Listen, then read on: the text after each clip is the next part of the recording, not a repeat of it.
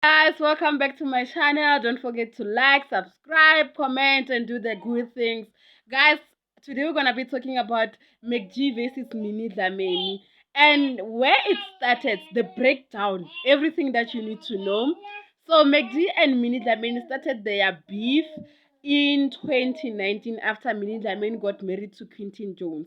MACG said that Minnie Dlamini doesn't deserve to be married. The reason being that she's an it girl, she's there for money and for the bag.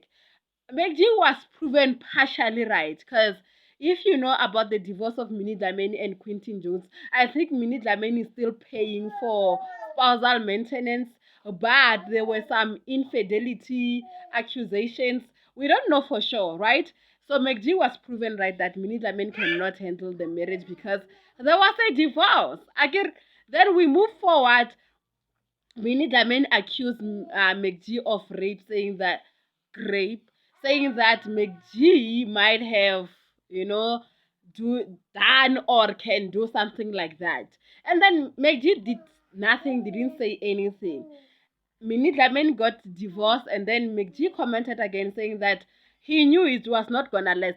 And then he was in a celebratory mood. And then we move fast forward to, I think it was last year when Minnie Dlamini started dating Brian Monaisa.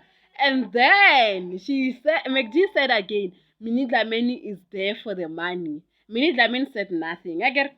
But my thing is, in this situation, Minnie Dlamini has this subtle insult that she likes to do. Itumelen Kune, he said things about Itumelen Kune, said some things that are not nice. I don't even know how to say it, like, in front of people. Like, how could you say something like that, Minnie? And then the outrage was not that much because it's Minnie Dlamini. Now MACG is saying that Minnie Dlamini's private parts might be smelling. That's the reason why men are not staying that long with him and with her. Hey, guys, I can tell you, this is one thing that I believe MACG lost the plot, or it's about the views. Maybe it's about the views, because remember that if MACG is trending, people who don't know MACG, they will go there and click and then wants to know, why will this guy say something like that, right? And then the podcast keep on growing and growing and growing and growing. And then at the end of the day, nothing will happen. The parliament has summoned him. He can say no. That's his constitutional right. He can say no and then let the lawyers handle it.